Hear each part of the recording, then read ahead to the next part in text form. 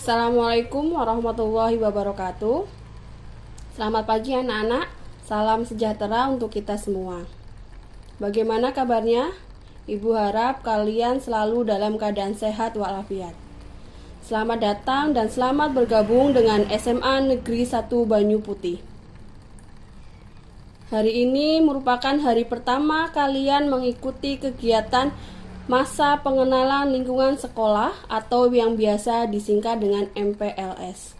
Sayang sekali pada tahun ini masih sama seperti tahun yang kemarin, kegiatan MPLS masih dilaksanakan secara daring. Dalam kegiatan MPLS, nanti kalian akan mendapatkan beberapa materi dari Bapak Ibu Guru.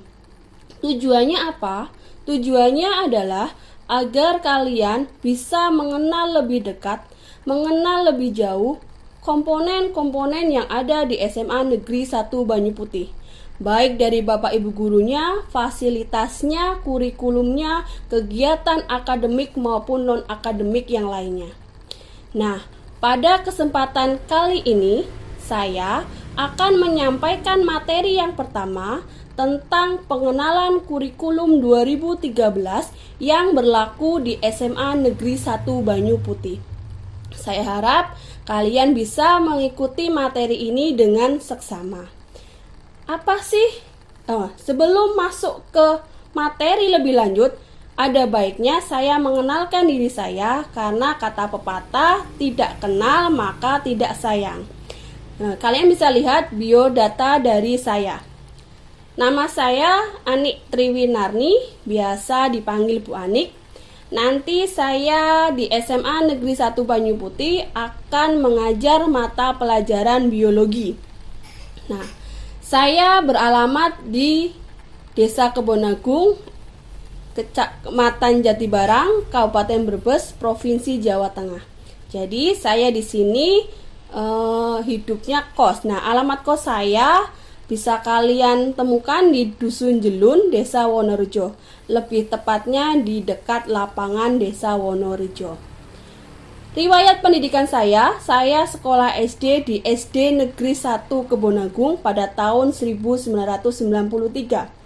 Kemudian saya melanjutkan ke SMP, yaitu di SMP Negeri 2 Jatibarang pada tahun 1999. Kemudian saya melanjutkan ke SMA Negeri 1 Brebes pada tahun 2002. Setelah dari SMA Negeri 1 Brebes, kemudian saya melanjutkan ke tingkat perguruan tinggi yang ada di Semarang, yaitu di Universitas Negeri Semarang pada tahun 2005. Kemudian setelah lulus kuliah, saya melanjutkan pendidikan profesi guru yang sama di Universitas Negeri Semarang pada tahun 2013. Untuk kontak person saya, kalian bisa menghubungi saya lewat email maupun HP. Email saya yaitu di anseri87@gmail.com. Bisa kalian lihat nanti di sebelah sini. Kemudian nomor HP-nya sekaligus nomor WA saya yaitu di 0838 6798 62 dan 65. Nanti ketika proses pembelajaran kita akan mengenal lebih dekat. Baiklah, tidak lama kita langsung lanjut ke materi pengenalan tentang kurikulum. Apa sih kurikulum? Kurikulum itu merupakan pedoman sekolah, pedoman kita untuk menyelenggarakan semua kegiatan pembelajaran agar tujuan pendidikan itu dapat tercapai. Isinya apa kurikulum? Isinya diantaranya 1. Visi sekolah, misi sekolah, dan tujuan sekolah. Yang kedua, struktur kurikulum. Yang ketiga, peraturan akademik. Yang keempat, kalender pendidikan. Yang kelima, proses penilaian. Dan yang terakhir adalah panduan silabus dan RPP untuk melaksanakan pembelajaran. Jadi kurikulum itu sendiri adalah pedoman bagaimana proses pembelajaran itu berlangsung di sebuah sekolah. Tentu saja masing-masing sekolah punya kurikulum sendiri dan SMA Negeri 1 Banyu Putih menerapkan kurikulum 2013. Nah, Kurikulum yang dipakai di SMA Negeri 1 Banyu Putih, baik kelas 10, 11, dan kelas 12, semuanya sudah menggunakan kurikulum tahun 2013. Tidak ada lagi penggunaan kurikulum KTSP. Semuanya sudah menggunakan kurikulum 2013. Nah, bagaimana sih struktur kurikulum 2013 yang berlaku yang digunakan di SMA Negeri 1 Banyu Putih? Nah, strukturnya bisa kalian lihat pada layar di sebelah. Nanti mata pelajaran yang akan kalian peroleh di SMA Negeri 1 Banyu Putih terdiri atas 4 komponen, 4 kelompok, yaitu kelompok mata pelajaran wajib baik A maupun B, kelompok mata pelajaran peminatan C, dan kelompok mata pelajaran lintas minat atau D. Bisa kalian lihat. Kelompok mata pelajaran wajib yang A terdiri atas pendidikan agama dan budi pekerti, baik itu agama Islam, agama Katolik, agama Kristen, Buddha, dan Hindu. Itu nanti 1 minggunya kalian akan mendapatkan 3 jam mata pelajaran. Kemudian yang kedua ada PKN. Kalau PKN itu nanti atau pendidikan kewarganegaraan itu nanti akan mendapatkan 2 jam pelajaran. Kemudian ada bahasa Indonesia 4 jam pelajaran, matematika juga 4 jam pelajaran. Tetapi pada masa pandemi seperti ini untuk mata pelajaran bahasa Indonesia dan matematika yang seharusnya kalian mendapatkan 4 jam pelajaran setiap minggu, nanti kalian hanya akan mendapatkan 3 jam pelajaran setiap minggunya. Kemudian kalau sejarah Indonesia dan bahasa Inggris tetap mendapatkan 2 jam pelajaran setiap minggu. Itu merupakan mata pelajaran kelompok wajib A. Nah, untuk mata pelajaran kelompok wajib B itu ada 4 mata pelajaran, yaitu seni budaya, PJOK, PKWU, dan mulok.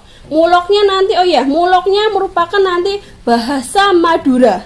Jadi untuk muloknya itu adalah bahasa Madura. Seni budaya 2 jam pelajaran, PJOK 3 jam pelajaran, PKWU 2 jam pelajaran, dan mulok bahasa Jawa itu 2 jam pelajaran.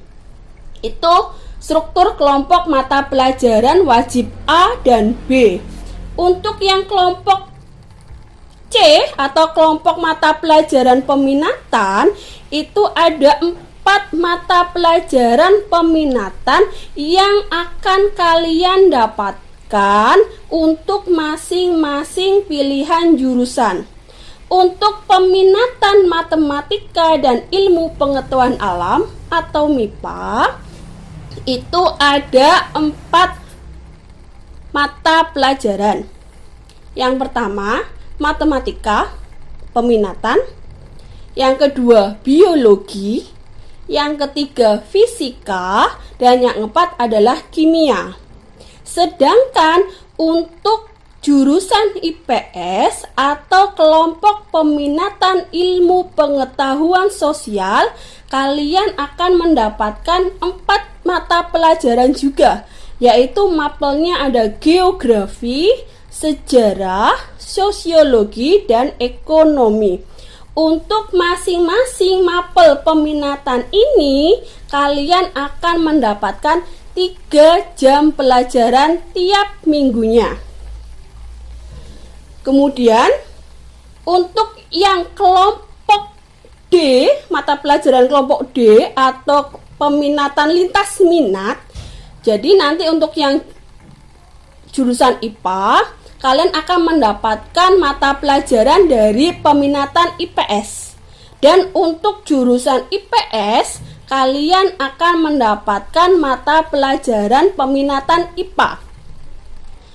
Kalau jurusan MIPA, nanti lintas minatnya ada 2, yaitu mata pelajaran sosiologi Kemudian mata pelajaran ekonomi. Sedangkan untuk kelompok IPS atau jurusan IPS ada 2 lintas minat juga. Yang pertama biologi, saya sendiri nanti yang akan mengajarkan. Kemudian yang kedua adalah kimia. Jadi masing-masing jurusan akan mendapatkan 2 mata pelajaran lintas minat. Nah, bagaimana pembagian waktunya untuk setiap 1 jam pelajaran? 1 jam pelajaran alokasi waktu tatap mukanya itu 45 menit. Tetapi pada masa pandemi seperti ini, waktunya berkurang menjadi 1 jam pelajaran itu hanya 30 menit.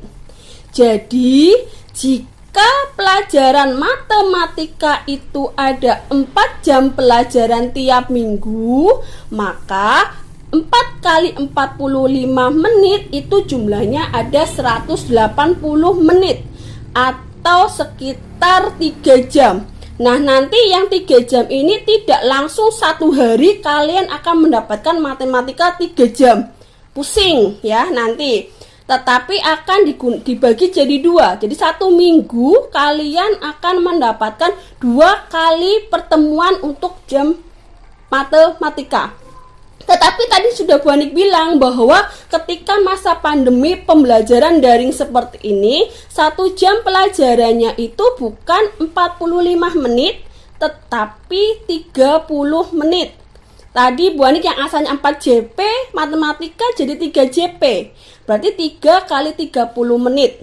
Berarti mata pelajaran matematika 1 minggu kalian akan bertemu matematika selama 90 menit atau 1,5 jam 1 minggunya ya.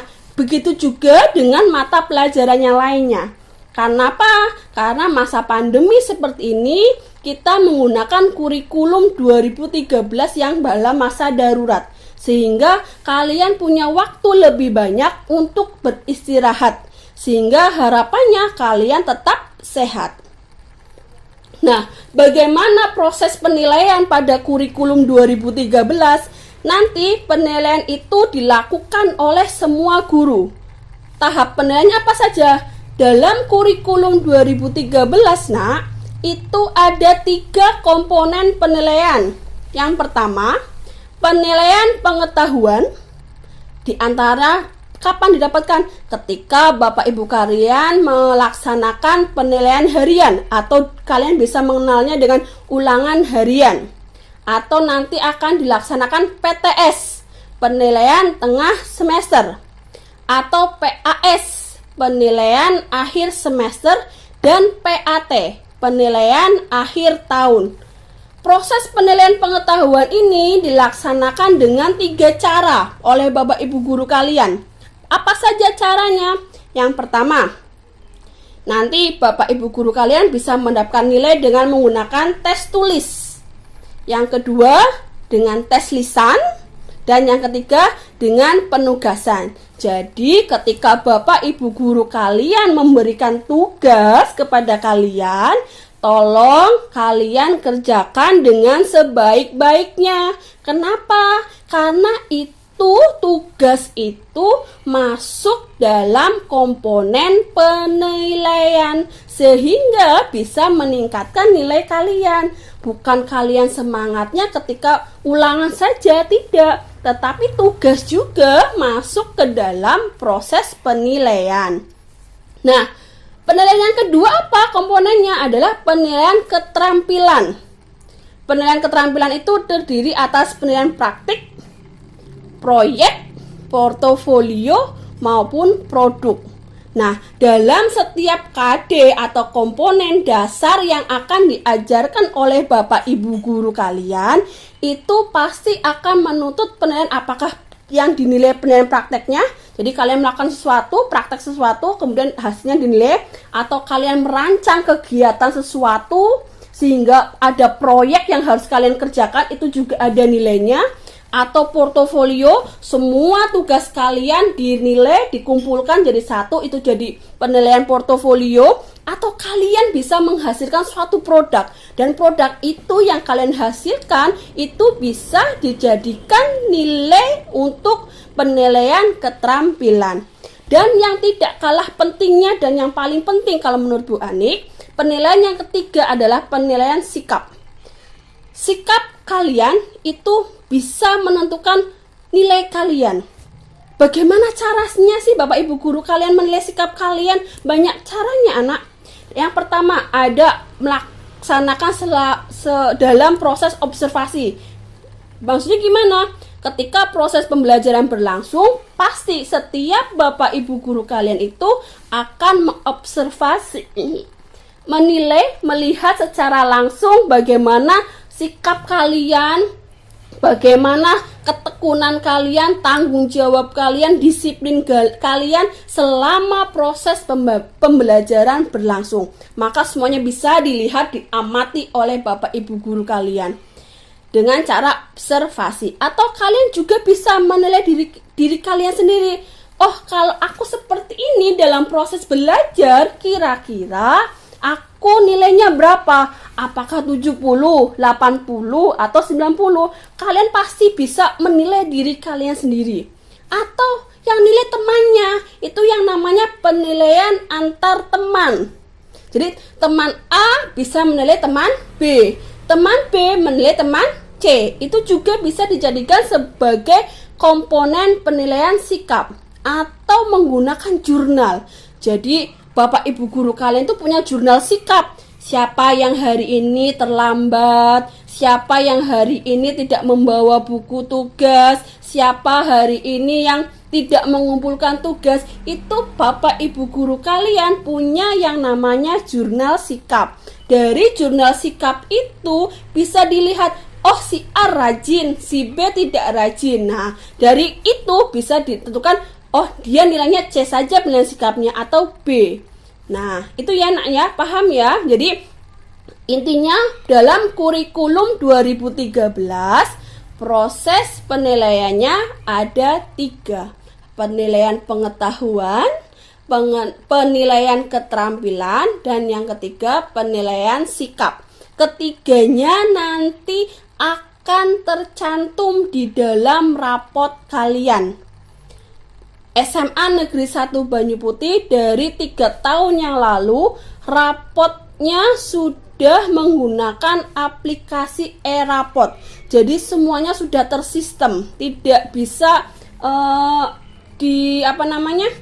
secara manual itu tidak, semuanya sudah masuk ke e-rapot. Dan ada 3 komponen penilaian ini semuanya masuk ke dalam e-rapot.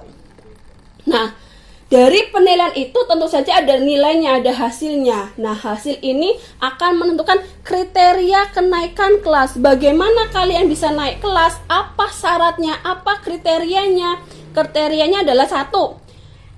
Nilai kenaikan kelas itu dihitung berdasarkan rata nilai, yaitu berupa aspek mata pelajaran pada semester ganjil dan genap. Karena proses kenaikan kelas itu 1 tahun, bukan 1 semester. Jadi dihitung rata-rata nilainya. Pada semester ganjil berapa, semester genap berapa, itu akan ketemu ratanya. Kalian bisa lihat di sebelah. Kemudian yang kedua, nilai rata aspek pengetahuan. Setiap aspek dibandingkan dengan nilai KKM-nya itu adalah hasil nilai ratanya harus lebih dari KKM. Maka kalian akan dikatakan sebagai tuntas belajarnya. Tetapi jika nilai ratanya itu kurang dari KKM, kalian dikatakan belum tuntas. Nah, yang ketiga, kriteria kenaikan kelas pada satuan pendidikan menggunakan sistem paket. Peserta didik dinyatakan naik kelas apabila memenuhi persyaratan sebagai berikut. Yang pertama, kenaikan kelas itu dilaksanakan setiap akhir tahun pelajaran. Yang kedua, setiap peserta didik harus menyelesaikan program pembelajaran 2 semester pada tahun pelajaran yang diikuti. Misalnya kalian nggak ikut semester 1, cuma ikut semester 2, kalian tidak bisa naik kelas. Atau misalnya kalian cuma ikut semester 1, semester 2 nya nggak ikut, kalian juga tidak bisa naik kelas. Nah, kalian harus mengikuti semester 1 kalian ikut, semester 2 kalian ikut, maka kalian masuk kriteria untuk naik kelas. Kemudian predikat nilai sikapnya minimal baik. Kalau misalnya predikat sikapnya itu cukup, itu otomatis kalian tidak naik kelas. Nah, walaupun nilai kalian bagus semua, 90, 90, 90, 90, nilai pengetahuannya 90, nilai keterampilannya 85, tapi nilai sikapnya C, cukup baik, itu kalian secara otomatis dalam rapot kalian tidak naik kelas. Kemudian predikat kegiatan ekstrakurikuler khusus pramuka, khusus kepramukaan minimal juga baik. Yang syarat yang terakhir adalah tidak memiliki lebih dari 2 mata pelajaran yang masing-masing capaian pengetahuan, keterampilan dan pengetahuannya itu di bawah nilai KKM. Jadi kalian harus punya minimal 2 nilai yang kurang dari KKM ya. Untuk kelas 10 KKM-nya berapa? Kelas 10 nanti KKM-nya adalah 72 gitu ya. Nah, dari semua penjelasan dari Bu Anik ini, Bu Anik harap kalian bisa memahami bagaimana sih kurikulum yang ada di SMA Negeri 1 Banyu Putih. Untuk hal-hal yang lainnya nanti akan disampaikan oleh Bapak Ibu guru lainnya dalam materi-materi berikutnya. Demikian yang bisa Bu Anik sampaikan. Terima kasih. Sebelumnya Bu Anik ingatkan, ini masih pandemi anak-anak. Jangan lupa selalu jaga protokol kesehatan. Jangan lupa 5M. Yang pertama, memakai masker. Harus menggunakan masker setiap hari. Yang kedua, mencuci tangan. Yang ketiga, menjaga jarak. Yang keempat, menghindari kerumunan. Yang kelima, kalian harus mengurangi mobilitas atau pergerakan jarak jauh ya. Demikian dari Bu Anik. Bu Anik harap kalian selalu sehat walafiat, tetap semangat, tetap mengikuti kegiatan MPLS ini sampai hari terakhir. Sehat, sehat, sehat. Demikian dari Bu Anik. Sekian, terima kasih. Wassalamualaikum warahmatullahi wabarakatuh.